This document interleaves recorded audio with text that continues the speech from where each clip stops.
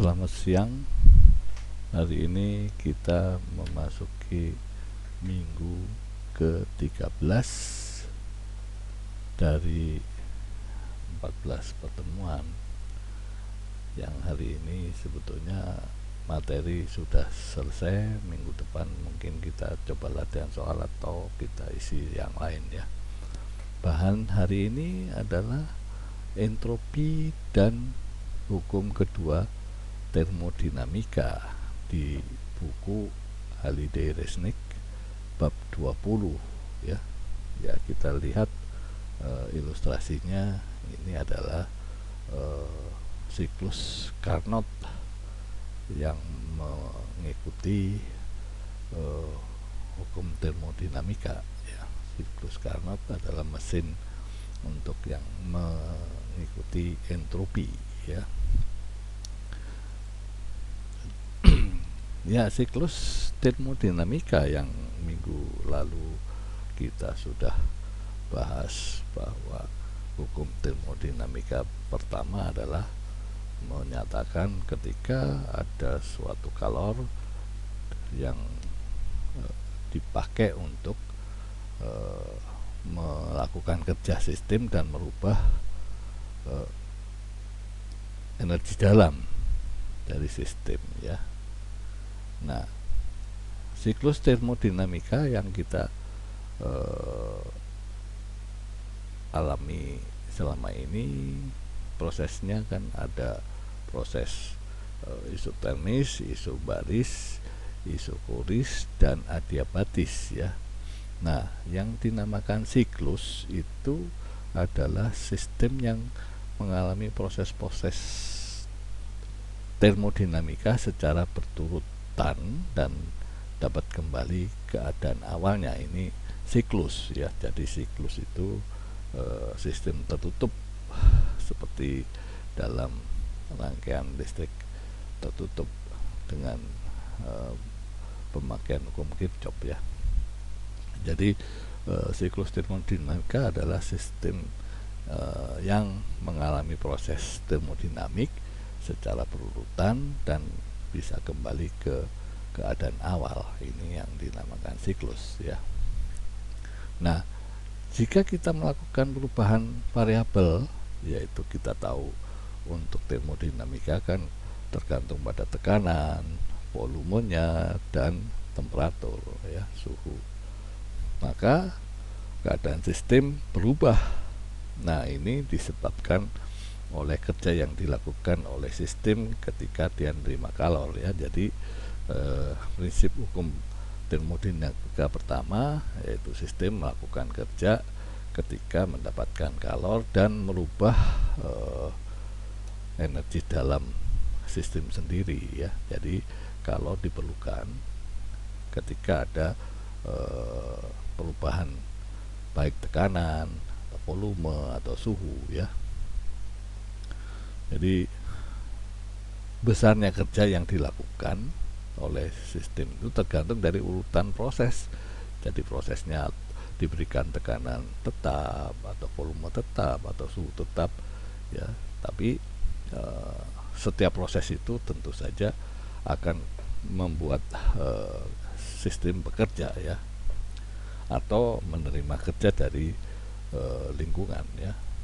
Nah, jika sistem melakukan serangkaian proses, maka kerja itu yang dilakukan dalam siklus termodinamika itu adalah jumlah kerja dari beberapa proses yang dilakukan. Jadi ketika dia mengalami siklus termodinamik, maka kerjanya adalah jumlah kerja dari setiap proses ya. Nah, contohnya seperti ini ya. Ketika kita mendapatkan suatu proses siklus termodinamika, yaitu mulai dari awal posisi di A sini, kemudian kita akan melakukan proses sampai ke B, dari B ke C, dan C ke D, kembali ke A. Jadi ini namanya siklus adalah mulai dari awal kembali ke awal lagi ya, dengan proses yang Anda bisa lihat perubahan perbedaannya ya. Dari A ke B akan Anda perhatikan di sini mengalami tekanan tetap karena di proses P1 semua ya, dari A sampai ke B adalah sistemnya melakukan kondisi tekanannya dibuat tetap, yaitu P1. Tapi Anda perhatikan volumenya, ini kan diagram P dan V ya. Yang ke atas adalah diagram P, yang ke sumbu X adalah V. Jadi dari A ini yang volumenya tadi volume 1 berubah menjadi volume 2 ya. Demikian seterusnya. Anda perhatikan dari siklus ini, kalau ke B ke C maka dia volumenya dibuat tetap, tapi tekanannya diturunkan ya. Nah, kalau ini volumenya dinaikkan tapi tekanan tetap, ini volumenya tetap tapi tekanan turun ya. Dan C ke D adalah volumenya ditekan atau dikecilkan tapi tekanannya dianggap tetap. Dan yang D ke A itu volumenya tetap maka tekanannya dinaikkan. Nah, ini siklus-siklus ini tergantung dari setiap proses ya. Jadi proses 1 adalah proses ke AB, maka sudah kita jelaskan tadi adalah proses pemuaian karena volumenya naik ya. Jadi tapi dibuat tekanannya tetap isobar. Jadi di sini proses itu terjadi kalau sistem mendapatkan kalor dari luar, dari lingkungan lain, yaitu sebesar di mana A dan B merupakan prinsip ngitungnya kalor yang dibutuhkan ya. Jadi dengan ada kalor yang diberikan dari lingkungan, maka dari luar ya istilahnya, maka kerja itu sesuai dengan hukum pertama Newton, yaitu kalor itu besarnya dipakai untuk kerja sama dengan W ditambah delta U atau perubahan energi dalamnya ya U ya. Jadi ketika ada kalor untuk proses AB ini, maka kerja itu adalah tekanan dikalikan dengan selisih volumenya ya. Di sini tentu saja kerjanya diperoleh ya dengan kita tahu P-nya mempunyai nilai, sedangkan perubahan volumenya juga ada ya. Jadi di sini kerja kita peroleh untuk proses AB ya. Untuk proses B ke C, maka di sini kan tekanannya diturunkan tapi volumenya tetap ya. Jadi karena volumenya tidak berubah, maka untuk mencari nilai kerja yang digunakan itu adalah 0 karena selisih volumenya 0 ya. Nah, dari sini proses menurunkan tekanan dengan menjaga tetap volumenya itu tentu saja ada yang hilang. Artinya dari proses ini sistem itu mengeluarkan kalor ya, mengeluarkan kalor karena dia tidak melakukan kerja. Artinya proses kerja tidak ada, maka kalor dari sistem itu dilepas ya, karena energi dalamnya menjaga kesetimbangan energi dalamnya. Jadi ini prinsipnya seperti itu ya. Ini mengikuti hukum pertama termodinamika. Nah, proses ketiga itu adalah membuat volumenya diperkecil atau dimampatkan ya. Dari situ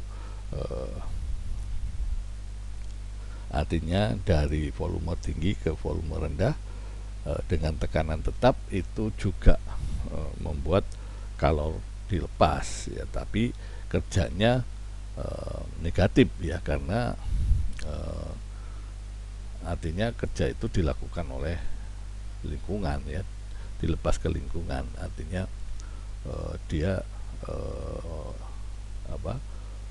melepas kalor dan melepas kerjanya supaya kestabilan energi dalamnya tetap ya. Jadi seperti itu proses ketiga. Nah, proses keempat adalah membuat volumenya tetap tapi tekanannya dinaikkan, memerlukan kalor di situ ya. Jadi di situ kerjanya tetap nol karena volumenya tidak berubah ya. Jadi keseluruhan siklus termodinamika ini kerjanya masing-masing prinsip proses itu dijumlahkan ya. Jadi setiap proses itu melakukan kerja, baik kerja yang dipakai untuk sistem sendiri atau kerja yang dikeluarkan untuk sistem ya. Jadi dengan demikian sebetulnya kita menghitung siklus kerja ini itu sama dengan melakukan integral dari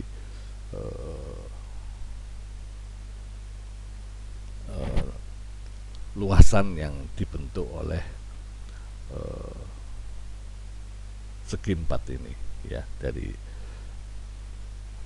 kalau kita perhatikan dari luasan-luasan ini, maka untuk mencari kerja itu adalah luasan dari segi 4 ABCD nya sendiri ya. Nah, di sini kalau melihat ini adalah selisih tekanan dikalikan dengan selisih volume ya, karena selisih dari tekanan itu menyatakan lebar, sedangkan selisih volume adalah menyatakan panjang. Jadi seperti itu prinsipnya. Anda bisa melakukan dengan menjumlahkan semua proses-proses yang ada, dan bisa juga Anda menggunakan prinsip menghitung luas dari daerah yang dipakai untuk melakukan siklus ini ya. Nah, sistem yang akan menyerap kalor adalah proses 1 dan 4, yaitu proses 1 dan proses 4 ya. Jadi ini dia akan membutuhkan kalor dari luar untuk supaya proses itu terjadi ya, yaitu ketika dia membuat volumenya bertambah dan membuat tekanannya bertambah, itu akan mendapatkan atau memerlukan kalor yang dari luar. Sedangkan dia melepas kalor itu adalah proses BC dan proses CT ya, yaitu proses yang tekanannya diturunkan dan proses yang volumenya diturunkan ya. Itu prinsipnya bagaimana diperlukan kalor dan bagaimana kalor yang dilepas ya. Oke, contoh soalnya seperti ini ya, Anda lakukan prinsip karena ini ada proses perubahan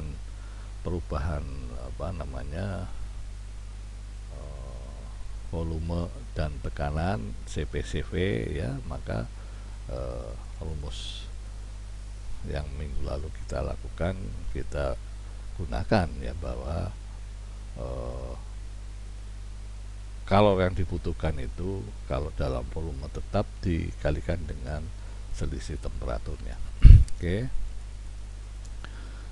Ya, selanjutnya Dalam proses termodinamika ya itu ada dua macam ya, yaitu proses yang tadi kita nyatakan bahwa proses siklus itu yaitu proses yang bisa secara spontan kembali ke keadaan semula ya, tanpa kerja dari luar sistem. Jadi proses reversible artinya dia bisa membuat proses itu kembali dari yang awalnya dilakukan proses tapi dilanjutkan kembali secara spontan ke proses semula. Ini namanya reversible ya. Nah, proses yang lain tentu saja dengan istilah irreversible, artinya suatu proses itu tidak dapat kembali ke keadaan semula tanpa ada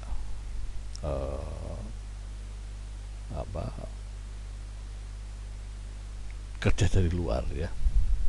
Jadi dia memerlukan kerja dari luar. Jadi yang pertama reversible itu dia bisa melakukan proses termodinamika secara spontan untuk kembali ke sistem tanpa ada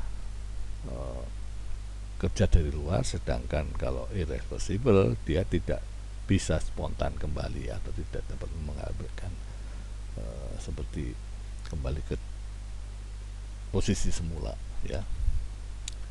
Nah, tidak adanya proses yang digambarkan di bawah ini artinya kita membayangkan apa sih yang dinamakan proses irreversible, yaitu gambaran seperti ini ya. Jadi ketika keadaan awal gelas itu sudah pecah berantakan seperti ini, apakah mungkin dia bisa kembali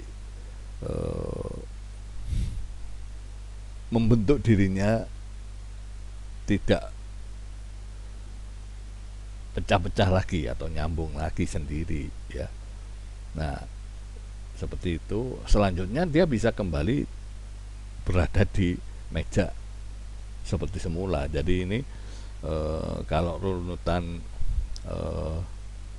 awalnya kan gelas ini berada di atas meja, terus jatuh, terus akhirnya pecah. Nah, yang dinamakan irreversible itu dia tidak bisa menjadikan posisi yang seperti ini menjadi seperti ini tanpa ada kerja dari luar, tanpa ada misalnya Anda mengelem pecahan ini menjadi utuh kembali terus Anda letakkan. Jadi ini artinya ini proses yang irreversible. Jadi adanya proses yang digambar ini sebetulnya kan kekekalan energi itu terjadi sebetulnya, tapi bukan hanya semata kekekalan energi ya, tidak terlarang, tapi ini berjalan hanya satu arah ya. Jadi istilahnya ketika kita ini terjadi atau kekekalan energi ini boleh dilanggar, maka Anda enjoy untuk melihat film diputar mundur ya, sehingga kita bingung ya dari susah.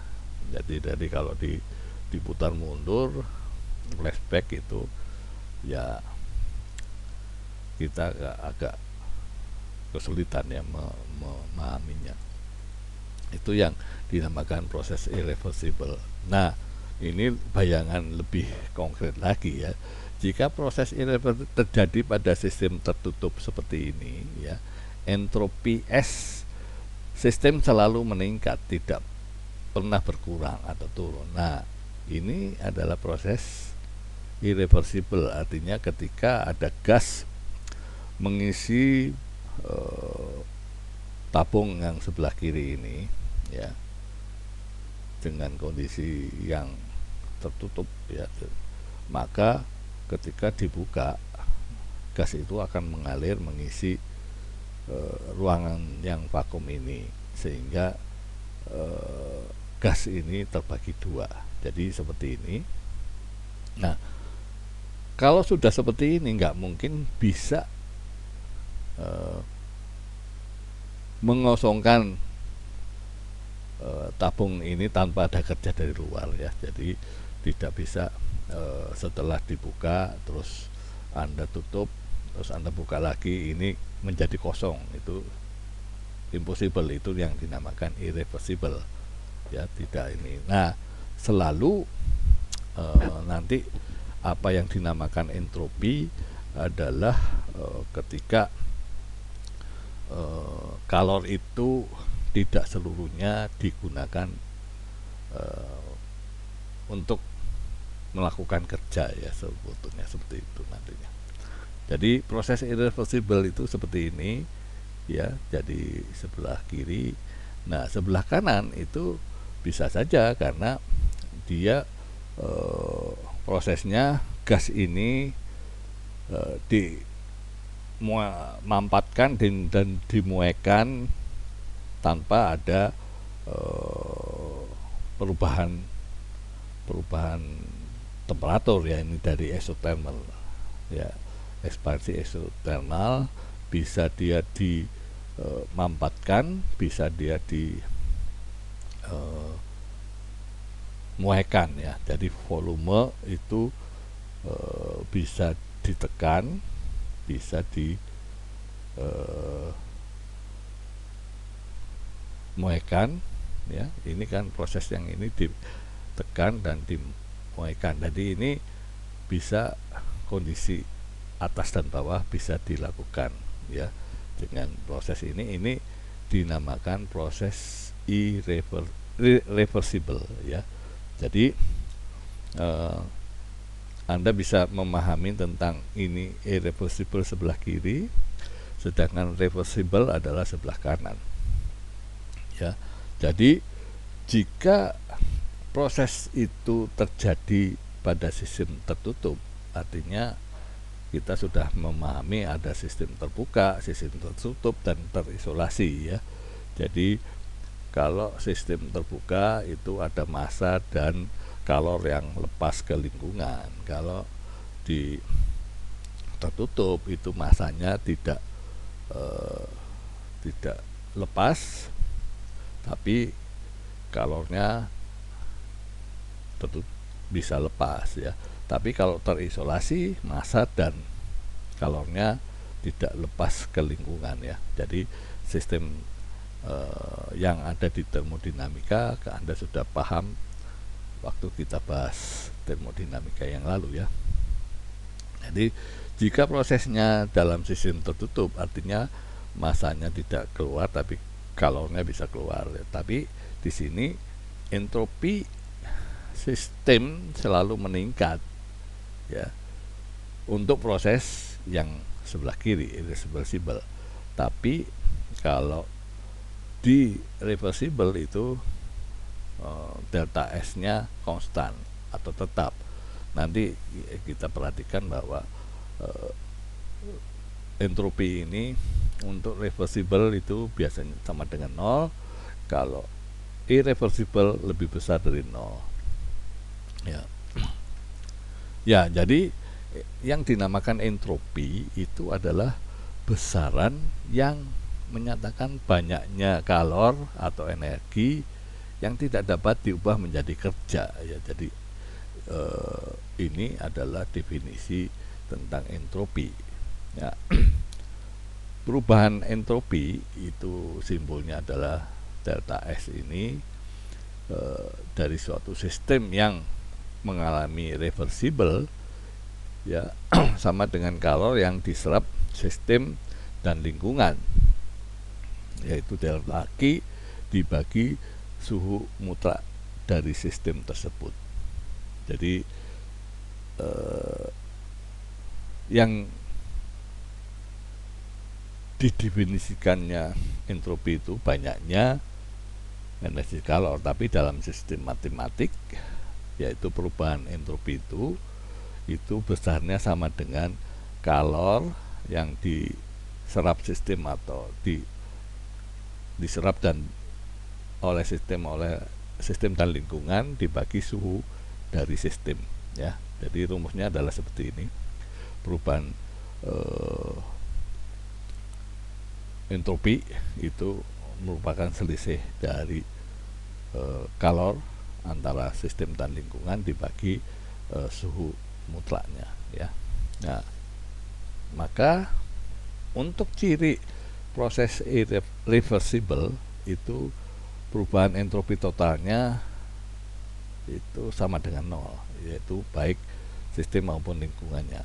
Jadi ciri reversible itu delta S-nya atau perubahan entropinya nol. Sedangkan untuk proses irreversible itu lebih besar dari nol, yaitu selalu menaikkan entropi ke alam atau semesta, ya. Ini pemahaman entropi yang kita sudah paham bahwa entropi itu banyaknya kalor atau panas, ya, yang tidak bisa dirubah menjadi kerja, ya. Sehingga ada istilah global warming, artinya pemanasan alam, ya. Jadi definisi perubahan ini ketika sejumlah panas ditambahkan itu integral dari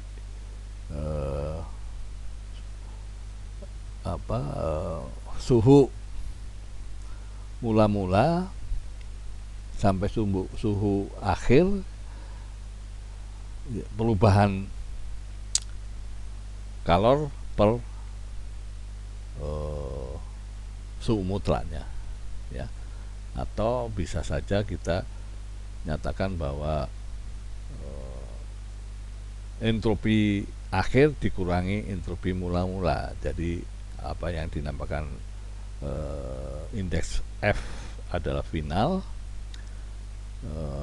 dengan simbol I adalah intake atau mula-mula, ya. Jadi F itu final dan I adalah intake atau mula-mula, ya. Jadi tadi sudah kita lihat proses kiri kanan ini, ya. Di sini kalor itu adalah energi yang ditransfer sebagai panas ke atau dari sistem selama proses, ya. Kita tadi sudah bahas di awal itu bahwa setiap proses itu bisa menerima kalor atau mengeluarkan kalor, kan. Dari energi itu bisa diterima atau dikeluarkan dari sistem, ya. Dan T adalah suhu sistem selama proses, ya. Jadi T ini dalam bentuk Kelvin, ya. Jadi untuk mendapatkan perubahan entropi pada proses irreversible yang sebelah kiri ini dapat dilakukan sesuai dengan proses reversible, ya. Sesuai dengan proses reversible asalkan kondisi awal dan akhirnya itu sama. Jadi kita bisa menghitung sebetulnya rumus ini itu adalah untuk yang reversible, tapi kalau kondisi awal dan akhirnya pada proses irreversible itu sama, maka kita bisa menggunakan persamaan yang delta S sama dengan S akhir dikurangi S awal, ya. Ya, seperti itu. Jadi kita akan bahas tentang perubahan entropi proses irreversible dulu, yaitu dengan 4 kondisi, ya, dengan isotermis, isobaris, isokoris atau volumetrik, dan adiabatis. Itu sistem-sistem yang ada dalam proses termodinamik, ya. Jadi proses adiabatik yaitu ketika kita tidak mendapatkan kalor yang dilepas maupun diterima, atau artinya kalor itu sama dengan 0 ya perubahannya. Maka di sini untuk adiabatik perubahan entropinya 0 atau entropinya tetap ya.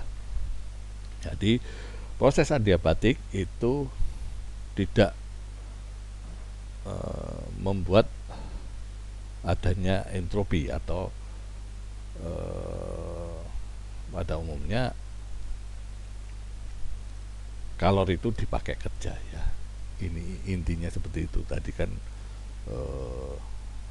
definisi entropi adalah kalor yang tidak digunakan sebagai kerja ya. Nah, untuk isotermis ya kita mendapatkan informasi bahwa persamaannya adalah perubahan entropi itu adalah perbandingan antara kalor dengan suhunya. Jadi karena isotermik itu ada proses suhunya dan kalornya tentu ada, maka entropi perubahannya itu untuk eksotermik adalah kalor dibagi temperatur mutlaknya ya. Nah, kalau prosesnya dengan volume tetap, tentu saja kita mempunyai kalor laten atau kalor jenis. Kalau jenis untuk volume tetap ya CV, di mana Q itu dirubah menjadi CPDT ya. Artinya kita tahu kan kalor itu untuk volume tetap itu dengan kalor jenis volume tetap dikalikan dengan temperaturnya kan. Itu tadi rumusnya sesuai dengan isovolumetrik atau kondisi volume tetap. Tapi kita mengacu pada proses perubahan isotropik itu, entropi itu adalah perubahan kalor dibagi temperaturnya. Jadi untuk isotermik itu udah bisa kita dapatkan bahwa perubahan entropinya Q per T. Sedangkan proses isovolumetrik itu Q-nya kita ganti dengan CVDT ya, sehingga karena ini adalah seperti maka ada ln ya. Jadi dengan demikian perhitungan untuk perubahan adiabatik perubahan entropi pada proses isovolumetrik itu rumusnya adalah CV dikalikan ln suhu mutlak akhir dibagi suhu mutlak awal ya. Itu prinsip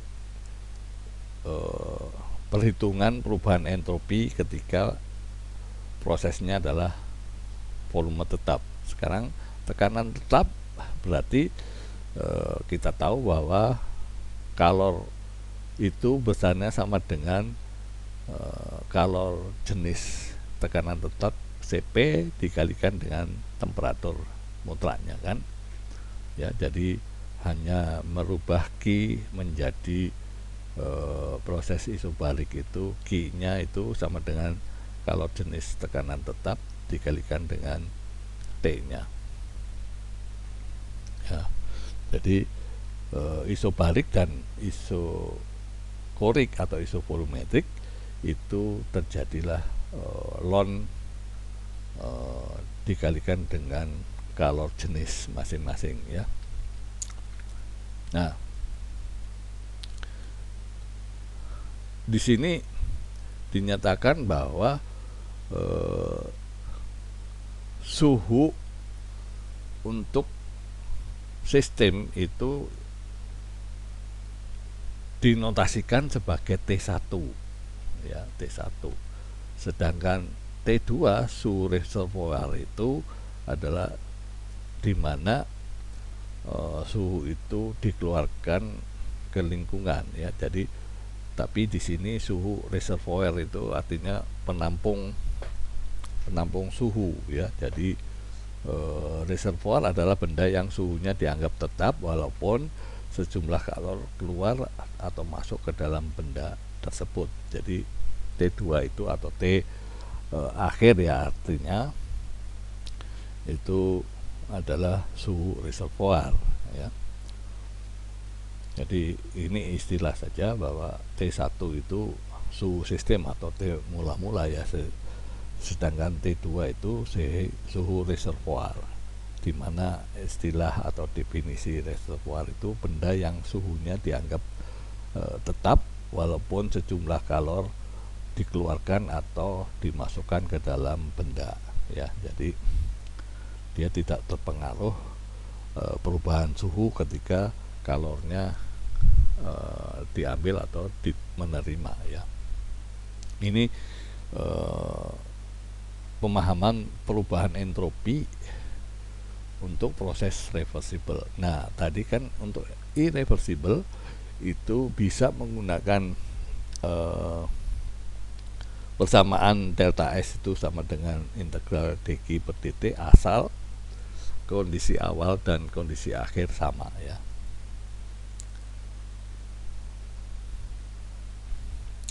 Ya, jadi ini penjelasannya seperti itu. Jadi perubahan entropi rumusnya untuk reversible adalah delta Q per delta T ya. Karena entropi adalah variabel keadaan, maka besarnya entropi ini hanya ditentukan keadaan awal dan akhir proses. Maka jadi kalau prosesnya irreversible dengan keadaan yang awal dan sama akhir dan itu sama, maka dia bisa menggunakan proses reversible ya. Ini seperti itu. Jadi jika prosesnya pada tekanan tetap, maka dia pakai prinsip irreversible dengan kondisi awal dan akhir yang sama. Ya, karena T reservoir lebih besar dari T1 atau T sistem, maka kalor akan diberikan pada benda ya. Artinya Anda dalam proses pemahaman hukum termodinamika kedua nanti, bahwa kalor itu mengalir dari suhu tinggi ke suhu rendah ya. Jadi kalau T2 nya lebih besar, maka sistem menerima kalor ya. Dengan demikian nilai positif, maka entropi dari sistem itu naik tentu saja ya, karena dia ln positif itu dikalikan dengan ini, maka harganya delta S itu adalah lebih besar atau positif ya, naik. Oke, jadi itu pemahamannya. Tapi jika suhu reservoir tetap, maka perubahan entropinya sama dengan perubahan entropi pada proses isotermik, variabelnya seperti ini ya. Maka untuk reservoir itu sama dengan hasilnya adalah seperti dua ya, mengikuti mengikuti integralnya ya. Jadi hasilnya adalah CP T2 min T1 per T2. Jadi ini perhitungan pada saat suhu reservoir tetap ya. Nah, kalau keluar dari reservoir, maka delta S atau selisih dari entropi reservoir itu adalah negatif. Jadi perubahan entropi total itu adalah entropi benda ditambah entropi reservoir ya. Jadi tadi entropi bendanya adalah yang di sini ya, Cp ln T2 per T1, dan untuk reservoirnya adalah ini, maka dijumlahkan hasilnya ini entropi total pada proses isotermik di reversible ya. Ya, contoh soalnya ini ya, Anda tinggal masukin rumus dan Anda harus memahami maksud dari soalnya. Jadi gambar di samping menunjukkan bahwa ada kalor keluar masuk ya, itu sebesar 1200 Joule ya, itu masuk ya. Jadi karena ini lebih tinggi dari T1 nya dan T2 nya seperti ini, maka tentukan jumlah entropi dari sistem tersebut jika dianggap tidak ada perubahan lain terjadi. Jadi ketika ada reservoir panas atau temperaturnya tinggi ya, terus ada kalor yang melewati tembaga ini untuk mengisi pada reservoir dingin, maka tentukan jumlah entropi dari sistem. Jadi kita menggunakan perubahan entropi itu adalah minus Q per T1 itu kalau Anda tadi sudah mengikuti bahwa temperaturnya lebih besar yang mana ya dikeluarkan, maka seperti itu. Jadi reservoir panas itu dia memberikan kalor ya, dan untuk reservoir dingin dia menerima kalor, sehingga untuk keseluruhannya adalah dijumlahkan ya, dijumlahkan artinya reservoir panas dan dingin dijumlahkan, hasilnya adalah 4 dikurangi 2 adalah 2 ya. Oke. Ya, untuk yang ketiga Anda lihat sendirilah ya, tidak susah buat Anda. Nah, sekarang memasuki prinsip apa yang dinamakan hukum kedua termodinamika ya. Nah, ternyata beberapa definisi bisa diberikan pada hukum termodinamika, tapi yang pertama menurut Clausius itu ya, itu karena hukum termodinamika ini mengenai perpindahan kalor ya, perpindahan kalor. Kalau yang pertama adalah ketika ada kalor yang diperlukan untuk membuat kerja dan merubah energi dalamnya ya, dalam sistem ya. Nah, tentang hukum kedua termo itu perpindahan kalor. Menurut Clausius ya, ini tentang aliran kalor ini yang dipakai sebagai definisi hukum kedua termodinamika. Kalor tidak mungkin berpindah dari sistem bersuhu rendah ke suhu tinggi secara spontan. Nah, ini pertama ya, pemahamannya tentang perpindahan kalor ya. Tapi oleh Kelvin Planck ya, yang tadi menyatakan sebagai entropi ya, bahwa tidak ada kalor yang dirubah menjadi kerja semua, atau ini tidak ada mesin yang mengubah seluruh kalornya menjadi kerja ya. Ini yang menyangkut dengan entropi tadi ya. Entropi itu kan artinya kalor itu tidak semuanya digunakan untuk melakukan kerja ya. Jadi kalau ini prinsip perpindahan kalor, bahwa kalor itu tidak mungkin mengalir dari suhu rendah ke suhu tinggi secara spontan, artinya diperlukan kerja luar ya. Itu nanti kita bisa lihat dalam permesinan ya, mesin dingin dan mesin panas ya. Jadi ada dua definisi untuk memahami hukum termodinamika kedua ya. Jadi ini kita flashback ya, bahwa hukum pertama itu energi bersifat kekal, yaitu kalor dapat diubah seluruhnya menjadi kerja, atau sebaliknya seluruh kerja dapat berubah menjadi kalor dengan tambahan energi dalam ya. Namun menurut hukum kedua, kejadian berubahnya kerja oleh sistem menjadi kalor seluruhnya tidak mungkin terjadi ya. Jadi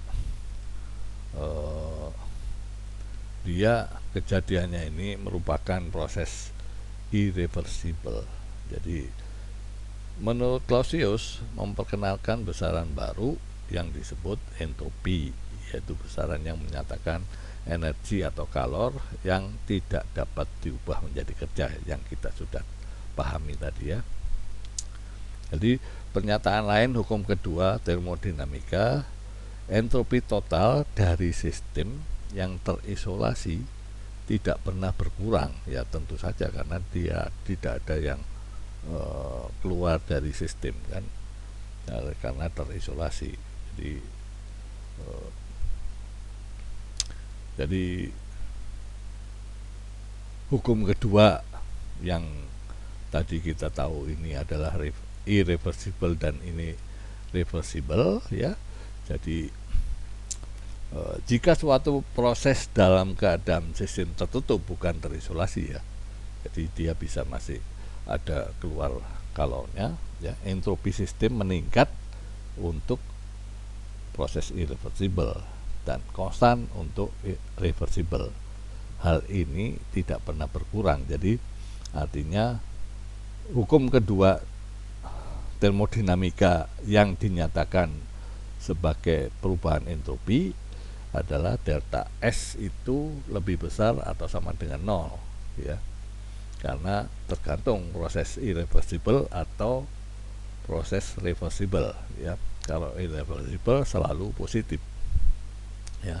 Tanda lebih besar berlaku untuk irreversible dan tanda sama itu untuk reversible ya. Persamaan hanya berlaku untuk sistem tertutup ya. Kalau sistem terisolasi tidak ada entropinya ya. Jadi ini hukum kedua termodinamika yang dinyatakan dalam entropi ya.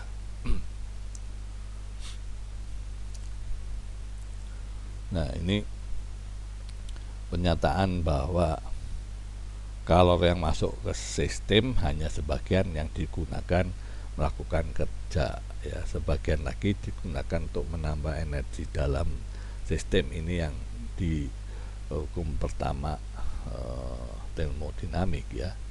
Nah, perbandingan antara kerja dengan kalor ya, itu dinamakan efisiensi sebuah mesin, yaitu kalau mesin itu bekerja berdasarkan adanya kalor, maka efisiensi dari mesin itu adalah perbandingan kerja dibagi dengan kalor dikalikan 100%. Jadi efisiensi menurut hukum termodinamika kedua itu tidak mungkin kalor semuanya dipakai untuk kerja, artinya efisiensinya 100% ya, karena sama ya, tidak mungkin gitu. Jadi ini untuk mesin apapun ya, efisiensinya itu selalu di bawah 100% ya. Ini menurut hukum termodinamika yang kedua. Jadi mesin kalor, istilah mesin kalor atau mesin panas ini digunakan menghasilkan kerja yang keluar secara kontinu dengan cara siklus berulang-ulang ya. Jadi namanya sebuah mesin itu bisa dirancang secara termodinamika seperti apa, tapi yang penting membuat kerjanya untuk yang dipakai seperti apa ya. Jadi karena proses ini proses siklus, maka energi dalamnya sama dengan nol perubahannya ya. Sesuai hukum pertama, maka seluruh kerja digunakan untuk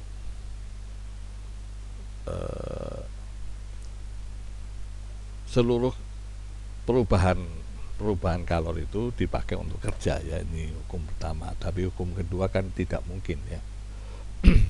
Jadi kalor yang masuk dan yang keluar ya itu dipahami dengan selisih kalor ya. Jadi kerja itu merupakan pengurangan antara kalor yang masuk dengan yang kalor yang dikeluarkan, karena di prinsipnya tadi tidak mungkin kalor itu dirubah semuanya menjadi kerja ya. Oke. Nah, sekarang mengapa mesin kalor membutuhkan perbedaan suhu ya? Tapi ya, kita sudah tadi paham bahwa kalor itu kalau tidak ada perbedaannya maka dia kerjanya nol ya. Jadi dengan demikian selalu ada perbedaan suhu dari mesinnya. Nah, Anda perhatikan ini adalah proses bagaimana ada sumber energi dari air atau uap atau angin memutar turbin sehingga terjadi pemutaran listrik.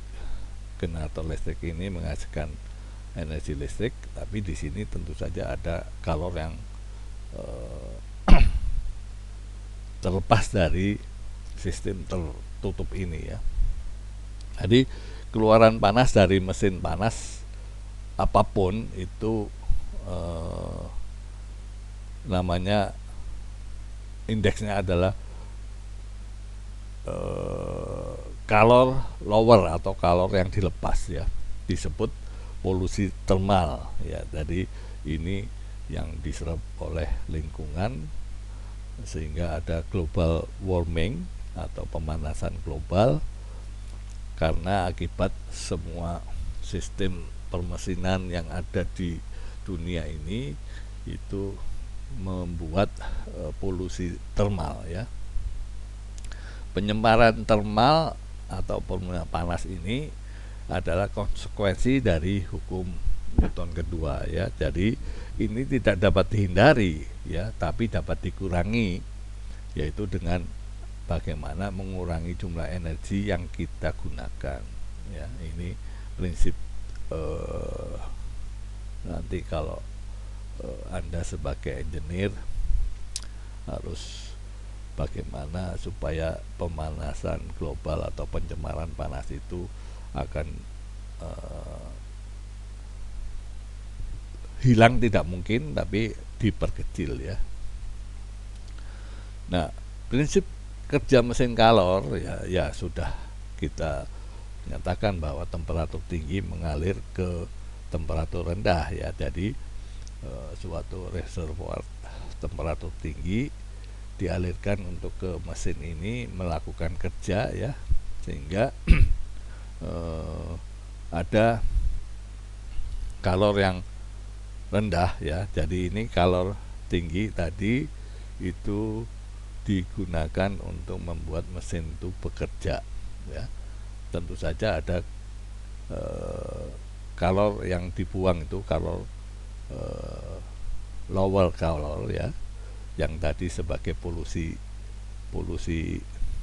thermal tadi ya, keluaran panas dari mesin itu istilahnya adalah KL atau color lower ya. Kalau yang digunakan untuk mesin bekerja adalah color higher ya. Ya, dengan pemahaman kerja seperti ini, jadi ada temperatur tinggi mengalir ke temperatur rendah kalornya ya, yang digunakan oleh mesin melakukan kerja ya, maka efisiensi mesin tadi sudah kita ketahui bahwa kerja itu digunakan ketika ada kalor yang masuk, atau kerja yang dilakukan itu ketika ada kalor masuk ya. Nah, sedangkan kerja ini tadi kan kita tahu bahwa dia adalah kalor yang masuk dikurangi kalor yang dikeluaran ya, atau KL ya. Jadi artinya efisiensi dari mesin itu kalau kita nyatakan dalam bentuk kalor yang masuk dan yang keluar itu adalah 1 dikurangi kalor yang keluar dibagi keluaran masuk kali 100%, atau kerja dibagi kalor yang masuk ya. Ini prinsip kerja kalor dan kita bisa menghitung efisiensi mesinnya. Ya, jadi seperti itu untuk mesin kalor. Nah, salah satu jenis mesin kalor adalah mesin uap ya. Mesin uap itu bekerja karena ada air yang diuapkan ya, sehingga uap ini bisa digunakan untuk membuat mesin ini bekerja ya. Tapi dengan demikian ini adalah siklus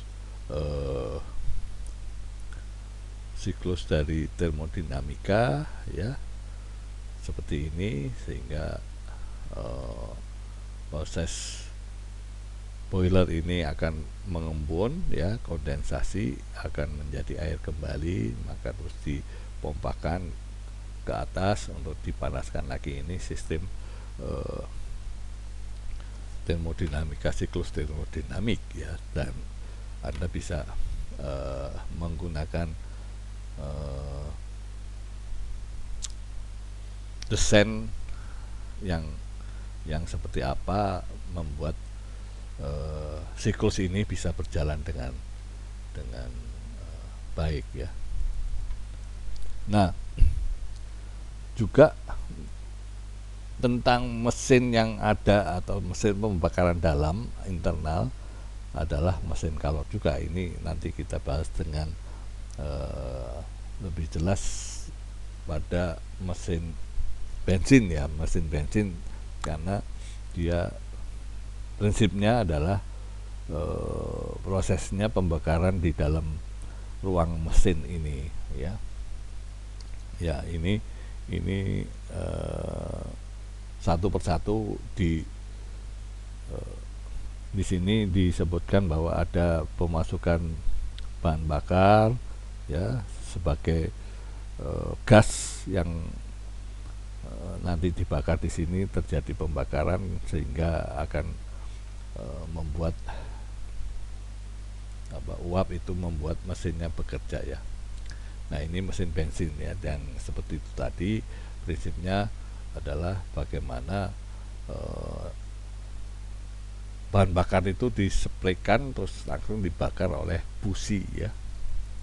Oke, itu prinsipnya seperti itu ya. Jadi mesin diesel juga sama, cuman nanti Anda bisa bandingkan antara diesel dan bensin yang seperti ini. Jadi ini adalah mesin bensin, ini mesin diesel yang pakai solar. Jadi Anda perhatikan di sini prosesnya ada volume tetap, tapi di sini tidak ada volume tetapnya ya. di sini sistemnya dua prinsip dengan bahan bakar yang berbeda. Prinsipnya tidak, kalau di sini ada tekanan tetap dan volume tetap di sini ya. Ini Anda coba pelajari dengan baik ya. Nah, perbedaan dengan mesin Calor, ada mesin lemari es pendingin udara atau pompa panas itu yang menggunakan irreversible, tapi harus dengan usaha kerja dari luar. Jadi prinsipnya yang tadi kan dari yang panas ke dingin, tapi kalau di sini dari dingin ke panas, sehingga ada kerja dari luar yang dibutuhkan ya. Jadi ini prinsipnya prinsip terbalik, irreversible ya, tapi diperlukan kerja dari luar ya. Ya, ini sistem mesin kulkas atau refrigerator ya, modelnya seperti ini. Oke, prinsip kerjanya ya Anda bisa lihat sendiri bahwa kalau tadi itu mesin Calor tadi adalah efisiensinya adalah kerja di bagi dengan kalor yang masuk ya. Nah, ini untuk mesin pendingin itu dibalik, yaitu kalor yang masuk dibagi dengan kerjanya ya. Jadi prinsipnya kebalikan dari mesin Calor ya, mesin pendingin ini.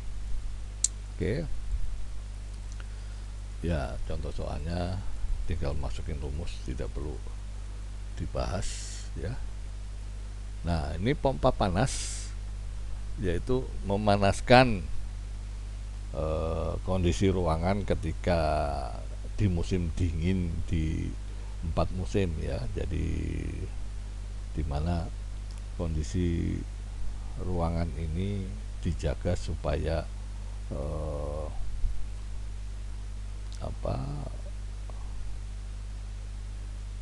kalor yang mengerjakan mesin ini ya, itu berasal dari kalor yang rendah ke kalor yang tinggi ya. Jadi diperlukan kerja. Jadi ini istilahnya sama dengan mesin kulkas atau mesin pendingin. Jadi ini kebalikan dari mesin Calor ya. Ya, sampai sekarang itu yang menggunakan permesinan secara ideal ya, itu dengan prinsip Carnot, siklus Carnot ya, itu yang paling ideal sampai sekarang ya. Jadi prinsip siklus termodinamika yang sampai sekarang dipakai untuk sebuah mesin, yaitu dirancang oleh insinyur Perancis namanya Sadi Carnot, yaitu dengan menggunakan dua siklus reversible ya, yaitu dua proses isotermal dan dua proses adiabatik ya. Yaitu siklusnya siklus reversible, artinya dia bisa kembali ke sistem semula ya. Jadi ini yang ideal sampai sekarang adalah mesin Carnot ya. Jadi prinsip dasar siklus termodinamika yang kerjanya paling ideal, efisien dari sisi efisien mesin, itu adalah Carnot ya. Itu untuk mesin panas ya, karena menganggap tidak ada gesekan di dalam prinsip mesinnya dia ya. Jadi siklus Carnot terdiri dari ekspansi isotermal, ekspansi adiabatik, artinya dikembangkan secara tanpa ada temperatur yang naik, atau dikembangkan atau di volumenya kan di tengah dibuat lebar dengan tanpa ada kalor yang keluar, atau ditekan dengan tanpa ada temperatur yang berubah, dan ditekan dengan tanpa ada kalor yang hilang ya. Jadi ini siklus Carnot yang sampai sekarang mesin yang paling ideal adalah seperti ini ya. Jadi ini proses siklusnya ya. Irreversible adalah siklus yang dari awal sampai kembali ke awal lagi, itu secara tanpa ada kerja dari luar ya. Oke, itu prinsipnya seperti itu ya. Jadi aliran dari siklus Carnot itu dari suhu tinggi ada kalor yang masuk dan ada kalor yang keluar, seperti ini ya. Dan kerja yang dilakukan tanpa ada kerja dari luar ya, karena ini bisa melakukan siklus reversible ya. Jadi mesin Carnot itu adalah paling ideal di mesin kalor ya, dengan rumus yang seperti yang tadi ya. Jadi tapi di sini kalor yang masuk dan yang kalor keluar itu sama dengan suhu tingginya atau suhu masuk dengan suhu yang keluar ya, seperti ini. Jadi ini kalornya sebanding dengan suhunya ya. Jadi itu tentang ini. Tapi di dalam entropi itu kalau kita tinjau dari sisi atom-atom dari gasnya ya, itu entropi itu kemungkinan terdistribusi molekul itu yang tadi kita lihat bahwa tergantung dari keadaan mikrosistemnya ya. Jadi semua itu secara statistik ya, itu merupakan jumlah keadaan mikronya merupakan kelipatan dari kerjanya ya. Jadi W itu merupakan kelipatan dari keadaan mikro dari molekul-molekul gas ya. Jadi ketika ada N molekul ya, jadi ini tadi kan kita kalau ada N molekul maka distribusi gas yang ada di dalam sistem itu ya, itu adalah banyaknya molekul fakultet atau ya fakultet ya, dibagi dengan molekul yang ada di satu ruangan. Kalau itu dibagi dua, itu dikalikan dengan fakultet banyaknya molekul di ruang yang lain ya. Yang tadi kita sudah lihat proses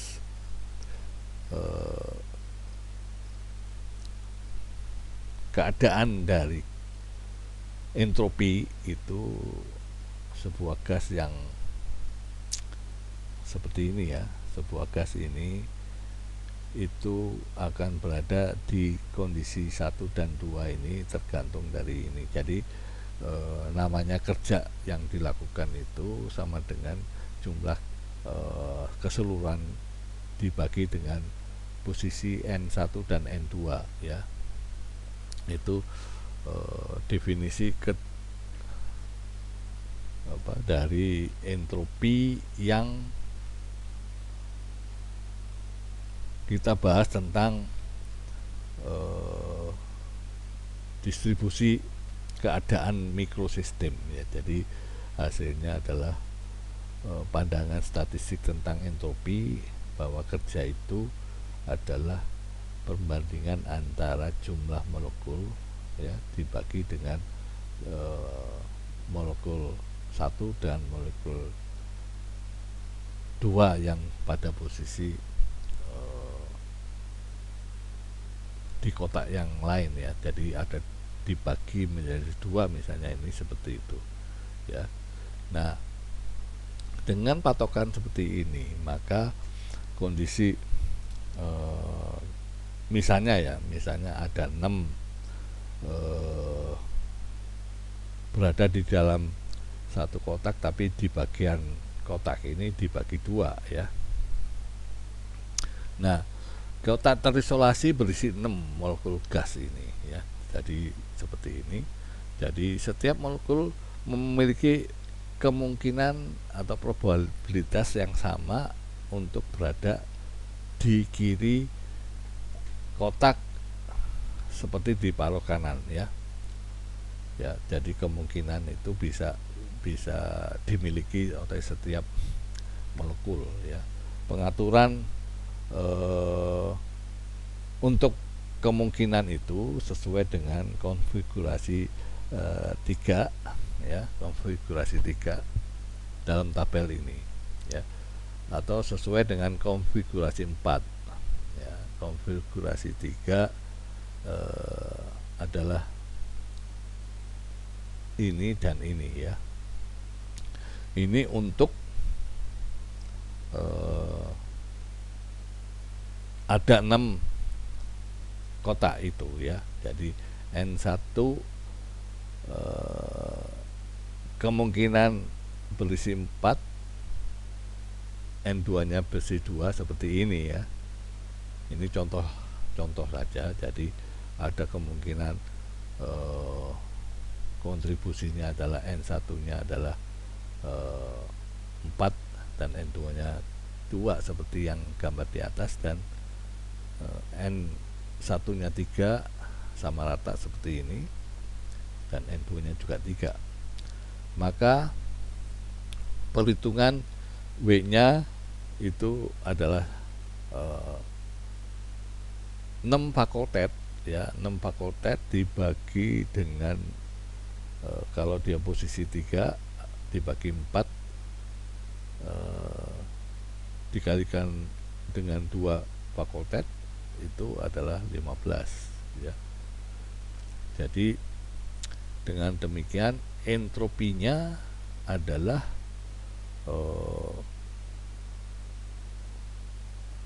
untuk yang ini adalah dimasukkan ke sini ya.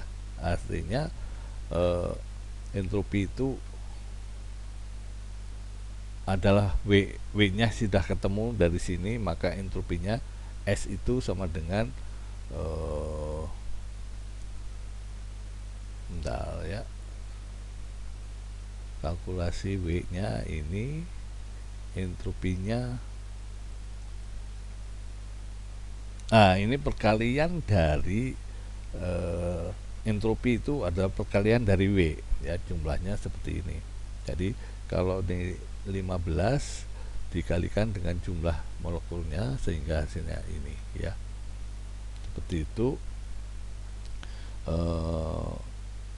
ditinjau dari sisi distribusi probabilitas statistik untuk entropi ya. Jadi pemahaman tentang entropi dan hukum kedua termodinamika sudah kita bahas semua. Jadi W-nya tadi untuk mendapatkan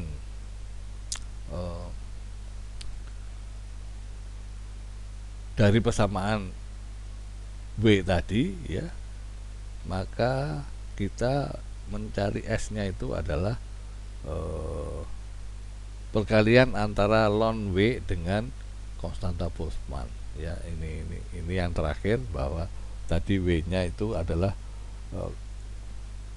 probabilitas atau kemungkinan dari distribusi molekul gas ya, itu dengan persamaan W itu sama dengan N fakultet dibagi dengan kemungkinan posisinya di mana ya. Nah, bagaimana mencari entropinya itu dikalikan dengan konstanta Boltzmann besarnya 1,38 kali 10 pangkat minus 23 Joule per Kelvin ya, dikalikan dengan ln W nya yang tadi kita peroleh ya. Jadi entropi ini itu dimasukkan ke dalam persamaan entropi Boltzmann ya. Jadi dalam proses statistik, untuk memahami entropi kita memerlukan persamaan entropi Boltzmann dengan S sama dengan konstanta Boltzmann ln dikalikan W, di mana W itu adalah konfigurasi sistem ya. Konfigurasi sistem kalau andaikan sistemnya seperti ini ya, ya itu dengan menggunakan ya, ini kan kalau dia 6 maka dia kan dari 6 5 4 seperti ini ya. Jadi ini kan kemungkinan adanya N, posisi N di mana gitu ya. Ini kalau dia setiap molekul pada kotak berisi 6 gas seperti ini contohnya ya. Jadi setelah kita mendapatkan konfigurasi W-nya, maka W ini kita kalikan dengan konstanta Boltzmann tapi dilonkan W-nya, sehingga kita peroleh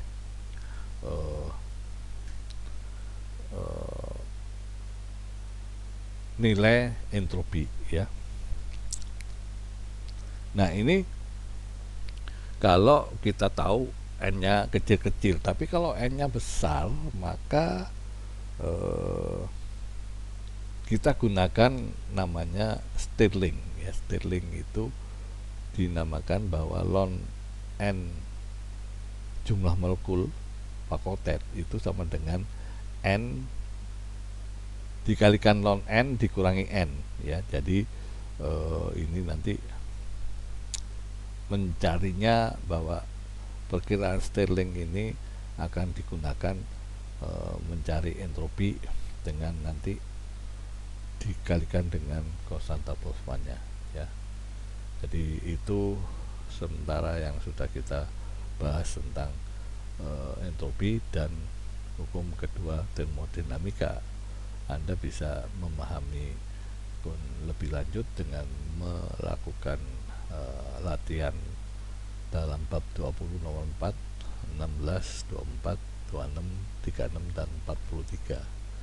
Jadi sekian pertemuan hari ini dan terima kasih.